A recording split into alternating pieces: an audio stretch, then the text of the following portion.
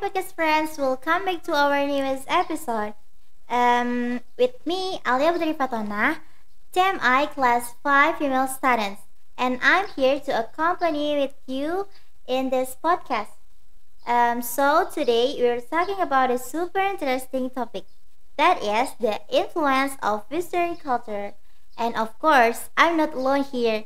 We have a special guest joining us today. So please welcome. Hi Jihan. Hi sis Alia. How are you? I'm good, Alhamdulillah. I'm so excited to join your podcast today. Yeah, I'm so excited to meet you too. Thank you for inviting me. Yes, you're welcome. Okay, Jihan, before we start, can you please introduce yourself to our listeners? Oh yeah, of course. Hi everyone, I'm Jihan Maulida Safitri, TMI Class 1 female student. I love talking about social and cultural issues. Lately, I've been really interested in how foreign cultures, especially Western culture, influences our daily lives. Oh, that's awesome. So let's jump right into it, Jihan.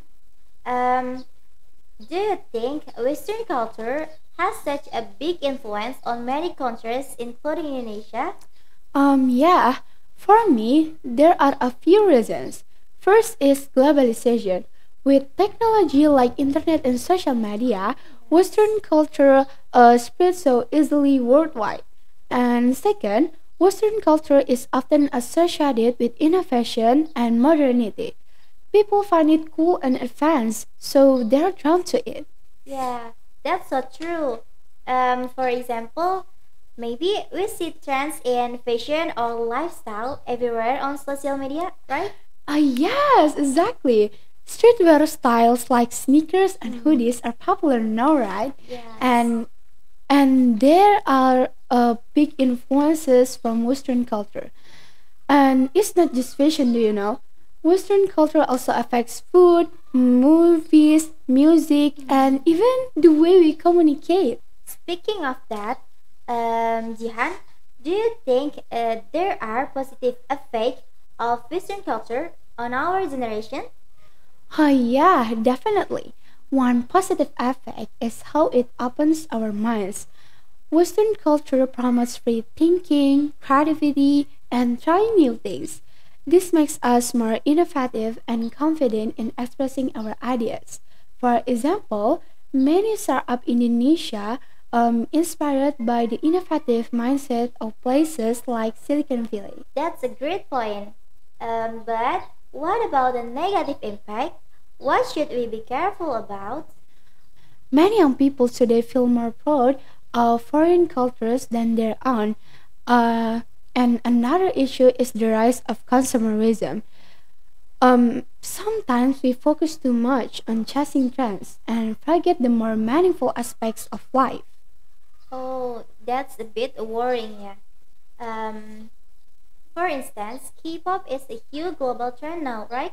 Oh, Yeah, yes. it's even though it's Korean, it also takes elements from Western culture. What's your take on that? Yeah, K-pop is a great example. It's a blend of traditional Korean and modern Western influences. But the problem is when people focus too much on foreign cultures and forget their own traditions and heritage. Yeah, that makes sense. So, how can we balance this? Um, how do we how do we adopt the positive aspect of Western culture while keeping our local culture alive? Yeah, in my opinion, the key is balance and being selective. We need to choose what's good and relevant for us, and at the same time, we must be proud of our local culture. Wow, For example, we can promote our traditional arts and share them with others. Like I often tell my international friends about batik or gamelan, and they're always amazed. wow, that's inspiring, Jihan. By the way, do you have any personal experience where you've tried to keep your cultural identity while being influenced by Western culture? Oh, yes, I do. One example is joining traditional art events. In my school has a gamelan community, and I'm really proud to be a part of it. And I also support local businesses by buying traditional handmade products like woven bags or craft, and they are so cute. Wow, that's amazing. But not everyone has the same awareness as you. So, how encourage more young people to appreciate their local culture? Education plays a big role. Schools and universities should teach about local culture in an engaging way. And another way is through social media. We can use creative content to promote our traditional arts or local food. Um, and for example, short videos about traditional dances or recipes can attract young people. Good point. Social media is such a powerful tool. Jihan, do you see any positive trends on social media that help preserve the local? Yes, absolutely. Many content creators are now focusing on promoting local culture.